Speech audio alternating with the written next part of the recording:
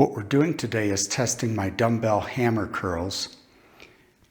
I did a series that, like I always have for most of my life. I got online, looked at dozens of different experts' opinions on how to do them. I did several workouts testing different of their theories and opinions and advice. And then in the end, you'll get to see which advice I thought was best, which I'm going to keep in my own workout, how I think my workout's improved, and how it's going to help you in your own workout. So this is going to be the before version, before I studied all the advice of our outside experts, how I've always done my hammer curls. Now this is the front version, my version of the front version, and then we're also going to do the across the body version here a little bit later. I'm using my home dumbbells, which are great for certain things, but they're a little bit large and awkward when you're trying to do a tight motion like this. So if you saw me doing this in the gym along with everybody else one day, how would you grade me? How's my form and my motion on the hammer curl? Well, I'm a little bit afraid that my four experts, they wouldn't grade me very well. Expert 1 says keep your elbows glued to your sides. Expert 2, elbows glued to your sides.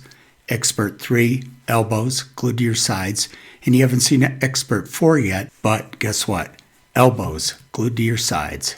So we'll take this last peek at my forward-facing hammer curl, and then we're going to see how far up the experts say we should be coming on our motion. Expert 1 says, come to the bottom of your chest. Expert 2, come to the bottom of your chest. Expert 3, come to the bottom of your chest. And what has Creed been doing with the dumbbell hammer curl most of his life? Well, maybe my experts will give me a C+ on how high I'm coming, but I do want to throw in the fact I am doing full sets of 8 with regular workout weight. Okay, we're only halfway through this back and bicep workout. I've studied all the experts regarding the hammer curl, particularly the front hammer curl. And I have been practicing up and trying everything. They all preach to get your arms up against your side, just sealed to your sides. Here's my problem.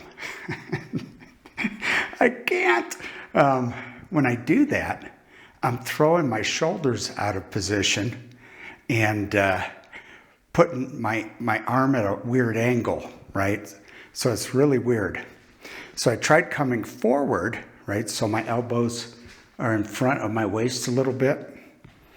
That's really awkward too, because one, you certainly can't straighten your arms because the barbells hit the front of your thighs, and it kind of wears on your lower back pretty fast. So I'm trying really hard. I'm experimenting with all this advice.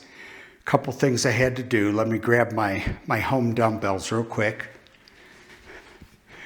My home dumbbell set is made that these things can theoretically go up to 120 pounds each by perpetually stacking more of these square plates after you unscrew the big screws, right? Part of the problem is these things are pretty huge relative to, say, a normal dumbbell. Let me show you. I'm going to get worn out just doing this. Normal dumbbell, this thing, it's like 50% bigger, and also it's much wider. If you look at my hand, you see all this room? I got like 1.5 inches on both sides. So they're fine for certain things, but for keeping your shoulders and arms tight against your body and trying to curl, they take up a lot of space. So I've got just this one little set of 20s, and I'm going to try to do all this based on the experts' advice. I just wanted to give you a heads up. I'm struggling with this. So I saved my expert number 4 for last because he was the only one of the 4 experts that did the cross-body hammer curl, and that's what we're going to experiment with right now.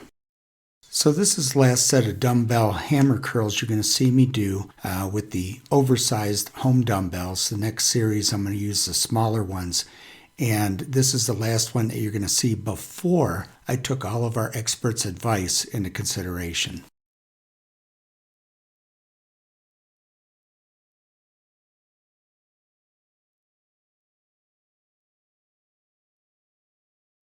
So after personally testing all of our experts' advice, here's where I stand. I'm going to keep the cross-body hammer curl. I will keep my arms as close to my sides as is reasonable. I will definitely try to get a little more height on my lift. And I'm personally going to continue with my slower cadence. If you watch the experts' videos, which are linked at the Defiant.fit site, most of them are moving much quicker. And I'm going to keep my slow, very purposeful, hard squeeze motion and timing on this exercise. Wanna live